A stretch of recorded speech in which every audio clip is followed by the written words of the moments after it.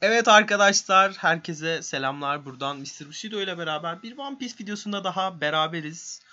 Bildiğiniz üzere One Piece uzun bir seri. Şu an 1002. sayısı çıktı mangada. 1003. sayı çıkacak bu hafta içi.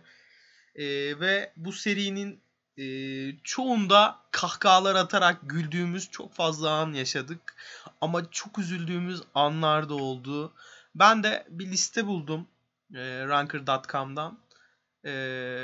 Ranker.com ya da Türkçesiyle söyleyeyim. Bir liste One Piece'in en üzücü 15 olayı, 15 anı diye bir liste buldum. Bu listeyi de sizlerle paylaşmak ve video haline getirmek istedim. Eğlenceli bir video olmayacak belki ama bir şeyleri andığımız, bir şeyler hakkında konuştuğumuz bir video olacak. O zaman videoyu beğenirseniz like atmayı, kanalımı beğenirseniz abone olmayı lütfen unutmayın diyerekten 15 numarayla başlıyoruz. Evet, 15 numara. Tabii size gözükmüyor muhtemelen videonun şeyin başlığı. Saying Goodbye to Vivi. Evet. Hasır şapkaların Alabasta'da Vivi'ye veda etmeleri gerçekten ilginç bir andı. Burada yazılanı okumayacağım. Ben kendim yorumlamak istiyorum. Yani Alabasta adasına gidene kadar birkaç ark boyunca gemide Vivi ile yolculuk etmek gerçekten çok güzeldi. Ve bizlere de hani gemiye kadın eli değme olayını gösteren anlardan biriydi. Vivi çok güçlü bir savaşçı değildi ama çok güçlü karakteri olan bir kızdı. Ülkesini korumak için elinden gelen her şeyi yapıyordu. Ve ona veda etmek, yani ona veda etmeyi çok da beklemediğimiz bir anda veda etmek bizi bir tık üzmüştü. O yüzden Vivi için saygı duruşunda bulunaraktan, umarım uzun yaşamasını dileyerekten gerçekten üzücü anlardan biri olduğunu kabul etmek gerek. Geçelim 14 numaraya. Fisher Tiger'ın ölümü. Evet. Fisher Tiger hem Arlong için hem de Jinbei için bir birleştirici güç. Balık adamların ilk lideri ve gerçekten kölelik noktasında çok çektirilmiş. Marijoa'dan kaçmış. Yanında beraberinde Boğa Hancock'ları da kaçırmış. Güvenilir ve iyi kalpli bir balıktı. Balık adamdı. Balıktı diyorum. Onun ölümü gerçekten trajedikti ve Luffy'nin kan nakli olayı Jinbe'den gerçekten onu onore etti benim gözümde. Gerçekten çok güzel bir andı. Bence o anı tamamlayan an da oydu. Sheer Tiger'ın ben insanları asla affedemeyeceğim diyerek ağlaması ve ölmesi gerçekten spektaküler bir andı. Üzücüydü. Ama ben şahsen şeye daha çok üzülmüştüm ya. O köle kız vardı ya hani gemilerinde gezen kız böyle ağlamaya bile korkan kız. O kızın hikayesi de çok üzücüydü. Belki listede vardır bilemiyorum ama. Wow, 13 numara da ilginç. 13 numarayı gösterelim. Story of Dressrosa. Dressrosa'nın hikayesi gerçekten farklı bir hikayeydi. Bunu kabul etmek lazım. Yani bizim dünyamızın hikayesiydi. Evet, güçlülerin bir şekilde güçsüzleri hafızalarını dahi sildiği bir hikayeydi. Hani Doflamingo diyor ya kazanan adalet olacak, tarihi adalet yazacak diye. Gerçekten Dressrosa'da Doflamingo dediğini yapmış ve kazanana adalet yapmıştı. Yani bunu kabul etmek lazım. Bunu da anlatan güzel bir arktı Dressrosa. Yani tabii ki işleniş açısından yavaş bulunabilir. Savaşları çok uzun sürmüş olabilir. Bunlara katılırım. Bir sürü eleştiri getirilebilir. Ama ana hikaye olarak Dressrosa hikayesi gerçekten kalp burkan ve böyle ne bileyim değişik bir hikayeydi ve güzel bir hikayeydi bana kalırsa. Frankie'nin ağlayarak ben bunlarla savaşacağım sen ne dersen de demesi falan gerçekten güzel anlardandı Dressrosa'daki. Bunu da eklemek lazım bana kalırsa. Bak. Ee... Wow. Ben 12 numaraya Nami'nin dövmesinden kurtulması demezdim. Ben olsam 12 numaraya şeyi koyardım. Luffy'nin şapkayı verdiği anı koyardım. Gerçi çok epik ve hype bir nokta aslında. Çok üzücü müydü? Evet, üzülmüştüm. Yalan yok. Ama Luffy'nin şapkayı verdiği an beni o kadar mutlu ve hype'lı etmişti ki hiçbir zaman Nami'nin o dövmeye bıçak sapladığı anda değil de mesela şeyde çok üzülmüştüm ben. Arlong Nami'nin hazinesini almıştı ya, orada çok üzülmüştüm.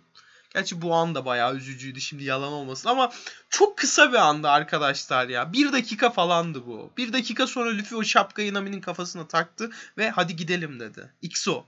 Hadi gidelim. Yani o yüzden ben bu anı çok üzücü bulamıyorum o yüzden. Wow. Bunu hatırlıyor musunuz? Bunu hatırlayan var mı? Choncho defending his owner's shop. Hani köpek vardı ya. İlk arklardan. Neredeydi? Buggy korsanlarıyla savaştığı yerde.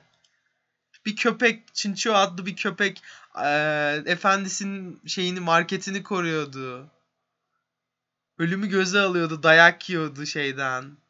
Şu Buggy'nin yanındaki aslan terbiyecisinden mi ne? Çok ilginç bir andı gerçekten. Bakın bu çok güzel, bağlayıcı bir anlardandı One Piece'ten. Yani Eiichiro Oda'nın nasıl özel bir iş yaptığını gösteren noktalardan biriydi. Gerçekten üzücüydü. Ama yani şeyden üzücü müydü mesela? Ee, Fisher Tiger'ın ölümünden üzücü müydü? Tartışılır yani. Ya da Nami'nin hikayesinden. Bunlar tartışılır.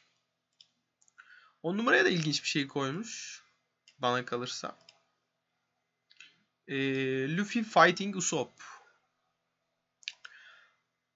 Aa, ne desem bilemiyorum. Luffy'nin Usopp'la dövüşmesi bence üzücü değil de biraz ne bileyim yani Usopp'un tavırları bence abartıydı arkadaşlar ya. Ben çok abartılı bulmuştum Usopp'un tavırlarını. Luffy de üzülüyordu Going Merry'e veda ettikleri için. Ve Luffy belki Usopp'tan bile daha çok üzülüyordu. Ama Usopp'un işte saygısızlığı falan tavırları bilmiyorum, beni çok üzme değil de yani böyle gıcık olmuştum ben daha çok. Sizin duygularınız neydi bilmiyorum ama benim böyle hislerim olmuştu daha çok. Yalan olmasın. Evet. 9 numaraya geçelim. 9 numara. Aa. Beyaz Sakal'ın ölümü. Huh! Ne desem bilemedim ya. Beyaz Sakal'ın ölümü hakkında. Çok üzücüydü gerçekten. Beyaz Sakal'ın ölümü de üzücüydü. Kendini feda ettiğini söylediği anda üzücüydü. Muhtemelen 1 numaraya yerleşecek. Ace'in ölümünden sonra gözlerinden dökülen yaşlar da çok üzücüydü. Yani ne desem bilemiyorum yani. Beyaz Sakal muhteşem bir adamdı. Denize oğullar, aile edinmek için yola çıkmış bir adamdı. Oğullar, kızlar, kardeşler edinmek için yola çıkmış bir adamdı.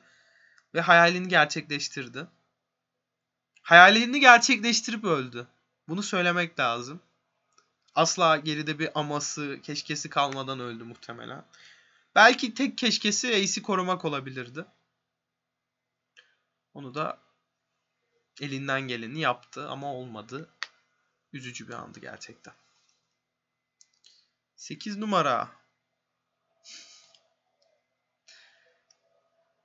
Hasır Şapka tayfasının ayrılması.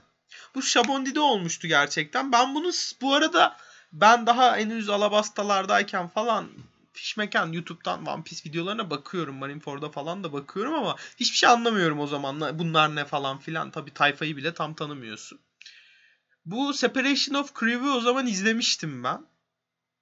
Tabii daha sonradan birleşeceklerin spoilerını falan da almıştım ama yine de o an gerçekten üzücüydü. Ben spoilerlı izleyen birisi olduğum için böyle muazzam üzüldüğümü söyleyemem. Ama üzücüydü. Ben gerçekten çok üzüldüğüm anlar arasına yazmam ama üzücü bir an mıydı? Evet, gerçekten üzücüydü. 8 numaraya yazmam mesela. Love losing his family. Love'un hikayesi gerçekten üzücü bir hikayeydi. Bunu kabul etmek lazım. Ama Love losing his family'den ziyade mesela Nami losing Belemersan diyebilirim. Robin'in ailesini kaybetmesi diyebilirim. Ne bileyim, Robin'in flashbackleri olabilir yine. Sanji flashbackleri çok üzücüydü. Gerçekten çok üzücüydü yani. Hem Baratie flashbackleri üzücüydü, hem ailesiyle flashbackleri çok üzücüydü. O yüzden ben 7 numaraya Love'u yazar mıydım? Soru işareti. Ama Corazon'u yazar. Wow. Ya ben çok ileri görüşlü bir adamım ya. Gerçekten çok ileri görüşlü bir adamım. 6 numaraya bakar mısınız abi? Destruction of Ohara. Ohara'nın yıkımı. Tabi 6'ya Ohara'yı yazdıktan sonra yani 7'ye Love yazılabilir. Ama yine de böyle üzücü bir an deyince Love'un ailesini kaybetmesi gelmiyor benim aklıma. Love-Corazon ilişkisi geliyor aklıma. Yani Corazon çok üzücü bir an mıydı? Çok üzücü bir andı. Geçen One Piece Discord'umuz var hatta. Discord'da da anket açtım hatta. Corazon'un ölümü müydü, Ace'in mi ölümüydü? Yani gerçekten hangisi daha etkileyiciydi şeklinde. Çok etkileyiciydi ikisi de yani. O kadar etkileyiciydi yani Corazon'un ölümü de. Aa bak, bunu da koymuşlar. 5 numara. Tahminlerinizi yapın. Ben de açayım hemen. Luffy'nin Sanji ile dövüşmesi. Bu çok üzücüydü gerçekten. Ben buna çok etkilendim. Yalan yok. Ben bunun da spoilerını yemiştim aslında ama çok üzücüydü. Ve şey sahnesi de çok güzeldi. Sensiz korsan kralı olamam Sanji diye bağırıyordu ya arkasından. Gerçekten orası da çok güzeldi. Ve Sanji'nin annesinin onun yemeklerini kirli pis olmasına rağmen yemesi. Ve Luffy'nin de aynı anı Sanji ile yaşaması, Sanji'yi yıllar öncesine götürmesi sahnesi çok güzeldi bence. Üzücü, güzel, evet, dram yönü çok ağır sahneler bunlar ama çok güzellerdi. 4 numara. Çok beklenti olan bir sahne gerçekten. 4'e yerleştirmişler. Tabii ilk 3'e de koyabilirlerdi ama yani bu listeyi açan bir kişi kesinlikle bunu bekler. Tabii ki Chopper'ın hikayesi. Chopper'ın hikayesi gerçekten üzücü bir hikayeydi. Yani kimse tarafından kabullenilmemesi, sevilmemesi, ailesinin, geyik ailesinin onu sevmemesi, insanların ondan canavar diye kaçması, Doktor Hililuk'un ona sahip çıkması ve Doktor Hililuk'un da bir noktada ölmesi gerçekten çok üzücüydü. O yüzden bu listede 4 numara hiç kötü bir yer değil gerçekten. İlk 5'te. İlk 3'te olmasa da ilk 5'te. Ve şu an 3 numaraya bakıyorum. 3 numara da gerçekten ilk 3'ü hak eden bir nokta. Hiçbir geminin arkasından ağlayacağınızı düşünmüş müydünüz? Kimse düşünmemişti. Ama biz Going Merry'e hoşça kal derken gerçekten gözyaşlarımızı tutamamıştık neredeyse. Ben Enies Lobby arkının sonunu çok severim mesela. Enies Lobby arkının sonunda hani hepsi bir anda okyanusa kafalarını çevirir. Luffy Luffy'yi son gücüyle yenmiştir ve hareket edemiyordur. Sogeking'in Usopp olduğunu herkes anlamıştır ama Luffy anlamamıştır. İşte Robin savaşıyordur, Zoro savaşıyordur ama 3 tane Koramiral, Buster Call gelmiştir Enies Lobby'ye ve etrafları sarılmıştır. Kaçma ihtimalleri yoktur. Ve bir anda Usopp gökyüzüne bakıp "There is another Nakama is here" der. Yani bir dostumuz daha var burada. Okyanusa bakın. Umi'ye. Okyanus Umi yani Japonca galiba. Umi'ye de okyanusa doğru demek galiba. Tam bilmiyorum, hakim değilim ama hep bir ağızdan önce Usopp sorar Luffy'yi, okyanusa atma ihtimalin var mı Robin der. Robin tabii ki der. Robin hemen GM Fleur mü öyle bir şeyler diyor ya o. Öyle bir şey der. Luffy'yi okyanusa atarlar. Hepsi arkasından atlar Luffy'nin. Umi'ye diyerek. Niye atladıklarını bilmezsin. Benim orada beklentim neydi biliyor musun? Laboon gelecek falan böyle. Bir dostumuz daha var dediler ya. Merry gelmiştir. Merry son gücüyle gelmiştir ve onları kurtardıktan sonra ölür. Çok güzel sahneydi. Enies Lobby arkını gerçekten çok seviyorum. Ben Enies Lobby'ye gelmeden önce arkadaşla One Piece konuşuyorduk. Enies Lobby'nin sonu çok güzel demişti. Ama ben spoilerını yememiştim ve muhteşem bir şaşkınlıkla ve böyle duygulanımla izlemiştim. Ve sonra Mary'nin o ince seslendirmeni, çok güzel bir seslendirmen kullanmışlar. Seslendirmeniyle bizimkilere veda etmesi. Keşke sizi daha ileri taşıyabilseydim demesi güzel sahnelerdi gerçekten. Bu benim ilk üçüme girer gerçekten. Evet, 2 numara. Bunu az önce söyledim. Benim için en üzücü sahnelerden biri diye. Corazon'un ölümü.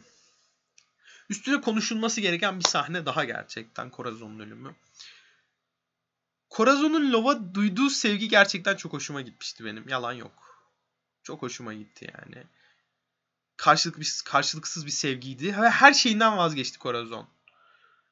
Denizcilerde babası vardı, Sengoku. Sengoku'dan vazgeçti Love için. Ona bile ihanet etti. Kardeşi Doflamingo. Ona zaten ihanet ediyordu ama ihanet üstü ihanet etti yani. İfşa oldu. Her şeyden vazgeçti o çocuğu kurtarmak için Love'u. Ve sonra bir yolunu bulup kurtardı da ama tam da kurtaramamıştı. Love ağlaya ağlaya Corazon'un arkasından giderken Corazon aynen şöyle diyordu. Ölmemem lazım. Ölürsem Love'un sesini duyarlar. Uzaklaşmasını beklemeliyim. Love hıçkıra hıçkıra ağlıyordu ama Doffy'nin tayfasından kimse görmedi. Çünkü Corazon Love kaçana kadar ölmedi. Gerçekten One Piece'in en epik sahnelerinden biriydi bana kalırsa. Yani bunu gözleri dolmadan, üzülmeden izleyen de yoktur diye düşünüyorum. Bir numara hakkında tartışmanın olduğunu düşünmüyorum. Şu ufak göstereyim ve hemen açıklama boyutuna geçelim olayın. Bütün bir dünya eski korsan kralı Roger'ın ve şimdiki en güçlü adamın yani beyaz sakalın oğlum dediği Ace'in peşinde Marineford'a sürüklendi. Luffy 3 ark boyunca abisini kurtarmaya çalıştı. Amazon Lily'de başlayan bir serüven Impel Down ve Marineford'da bitti. Ve ben Ace'in öldüğü spoilerını yemiştim aylar öncesinden. Ama Ace'e o kadar bağlanmamıştım. Yalan yok. Impel Down ve Marineford'la bağlandım ben Ace'e. Luffy'nin ona duyduğu sevgiyi gördükçe bağlandım. Açık konuşmak gerekirse. Çünkü biz Ace'i çok da tanımadık. Yarım yamalak tanıdık. Ace'le Luffy arasındaki ilişkiyi anladıkça ve onu tanıdıkça çok bağlandım. Hani o Mr. Tree miydi mum adam? Hani Ace'in kelepçelerini bir yolunu bulup açmıştı da Luffy ile beraber kaçıyorlardı ya. Dedim acaba kaçacaklar mı? Yani dedim ki acaba yanlış spoiler mı yedim? Bir ihtimal kaçacaklar mı? Sonra tam kaçacakları anda Luffy'yi kurtarmak için Ace önüne atladı ve Luffy'nin gözleri önünde öldü. Luffy anlayamadı bile öldüğünü. O kadar değişik bir ölümdü ki ölürken son sözleri teşekkür ederim olmuştu. Yani çok farklı bir ölümdü gerçekten yani gördüğüm en ikonik sahnelerden biriydi ve bundan etkilenmeyecek bir insan olduğunu da düşünmüyorum açık konuşmak gerekirse. Ace'in ölümü gerçekten One Piece evrenindeki en üzücü olaydı diyebilirim. Ben de kendi namıma. Yani çok üzücü bir sahneydi. Söylenecek hakkında çok fazla şey var Ace'in ama benim söylememe bile gerek yok. Dünyayı değiştirdi. Ve insanlarda öyle izler bıraktı ki asla efsanesi de unutulmuyor. Çok fazla gözükmeyen bir karakter olmasına rağmen Ace'i toplasan kaç bölüm görmüşüzdür? 30-40 bölüm görmüşüzdür maksimum. Marineford arkında birkaç bölüm Alabasta'da gördük. 10 bölüm 15 bölüm neyse işte tam bilmiyorum yani 50 bölümdür yani. 950 bölüm 960 bölüm çıktı şu an One Piece'te yanılmıyorsam belki 70'e merdiven dayamıştır bilmiyorum. Chapter olarak 1000 chapter çıkmıştır. Ve biz toplasan 50-60 sayı 50-60 bölüm gözükmüş bir adamın arkasından hala ağlıyoruz. duyduğumuzda tüylerimiz diken diken oluyor. Hala bitmemiş bir türküymüşçesine onun şarkısını söylüyoruz ve hep her seferinde, her izlediğimizde Marineford'u acaba diyoruz, acaba bu sefer ölmez mi? Aynı ümitle bakıyoruz o sahneye ve aynı şekilde üzülüyoruz o sahneye. İşte bu muhteşem bir adam olduğu için ve muhteşem bir sahne olduğu için ve yani muhteşem, yani tek kelimeyle muhteşem. En üzücü an mı? Evet, en üzücü an bana kalırsa. Çok üstüne çok konuştum. Duygulandım da biraz açıkçası. Lafı çok gevelediğim bir video oldu. Podcast gibi oldu açıkçası gerçekten. Umarım beğenmişsinizdir. Çok eğlenceli olmadı cidden çünkü. Videomu beğenirseniz like atmayı, kanalımı beğenirseniz abone olmayı lütfen unutmayın. Siz de kendi listenizi yapabilirsiniz yorumlarda. Bakalım kimin listesi en çok beğenilecek. Görüşmek üzere.